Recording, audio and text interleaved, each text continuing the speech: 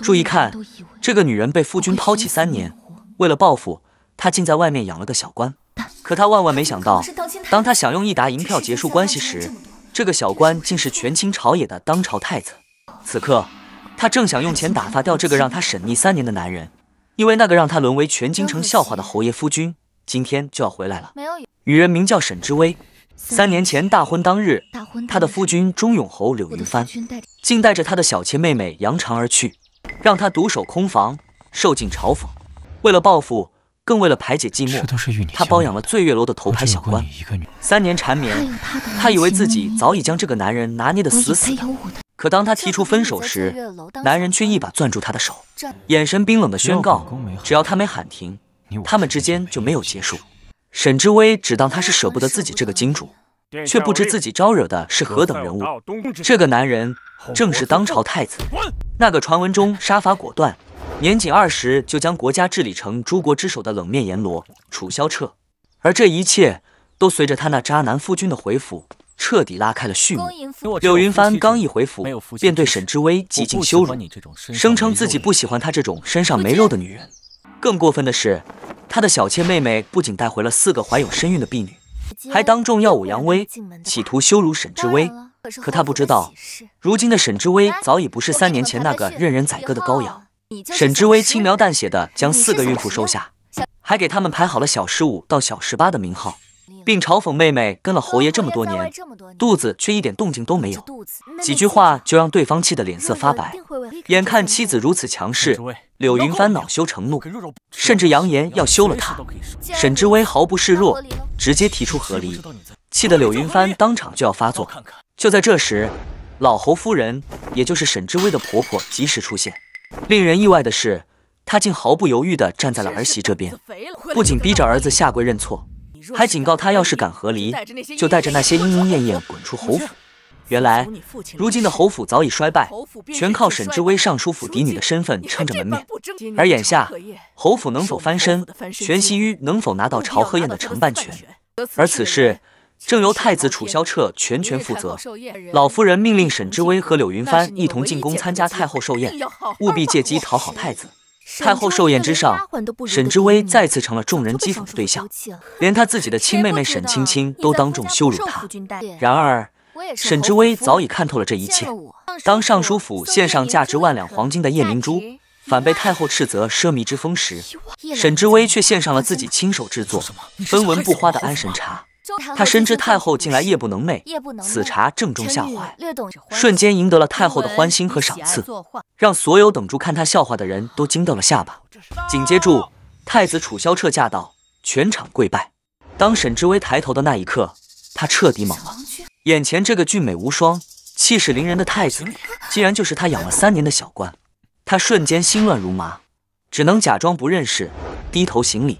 可楚蕭徹卻徑直走到他面前，用只有2人能聽到的聲音低語住床子間的調情話語，還故意撫摸他眼角的淚痣，那是他最愛的地方。沈之威嚇得魂飛魄散，他萬萬沒想到自己當成玩物的男人，竟是能決定整個侯府生死的太子。為了拿到承辦權，柳雲帆硬拉住沈之威上前敬酒。楚蕭徹看住眼前這個名義上的情敵，言語間滿是輕蔑，直言侯府的承辦權絕不可能給。他甚至當眾提起3年前的舊事，說柳夫人招惹了自己，卻始亂終棄。沈之威嚇得連忙編造了一個在茶館驚擾了太子的故事，企圖蒙混過關。然而楚蕭徹卻步步緊逼，故意打翻酒杯，弄髒了自己價值連城的雪蠶絲外衣，點名要沈之威去後殿給他一個交代。在後殿，楚蕭徹終於撕下了偽裝，他將沈之威逼至牆角，一邊細數住他過往的罪狀，一邊用最撩人的方式進行報復。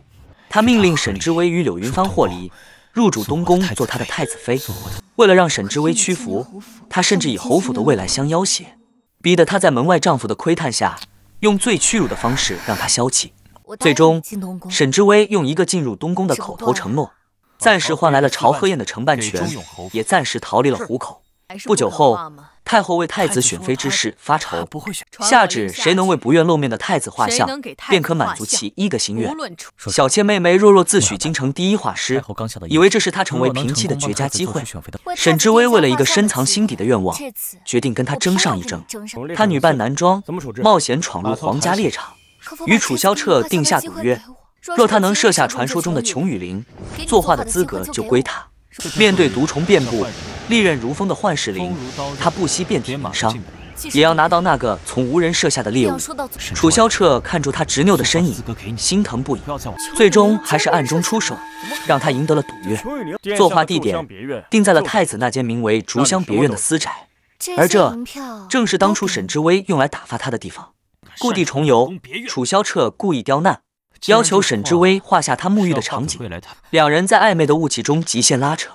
畫作完成後，太後召見沈知微，他終於說出了自己的心願，他不要富貴榮華，只求一道懿旨，讓他含恨而終的母親與薄情寡義的父親生死和離，將母親的牌位帶出沈家。原來沈知微之所以不信愛情，皆因親眼目睹母親被父親背叛，抑鬱而終。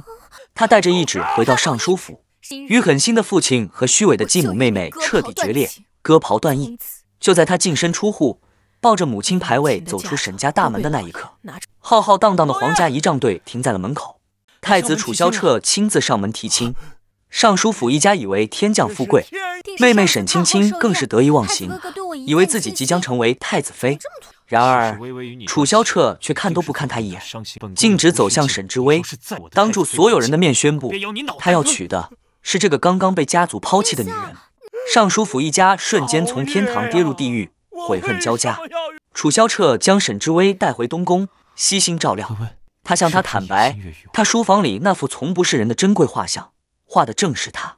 沈知微終於被他的深情打動。就在兩人感情升溫之際，一場突如其來的刺殺打破了平靜。東宮失火，楚蕭徹為保護沈知微被困火場，沈知微不顧一切衝入大火，抱着昏迷的楚蕭徹，終於哭喊出了壓抑多年的愛意。原來6年前也是在那個湖邊，在他萬念俱灰想要輕生時，是他將他拉了回來，約定要一起等到春暖花開。他一直戴着的髮簪，就是用他當年遺落的耳環改制而成。6年尋找，3年糾纏，所有的誤會和試探終於在此刻化為烏有。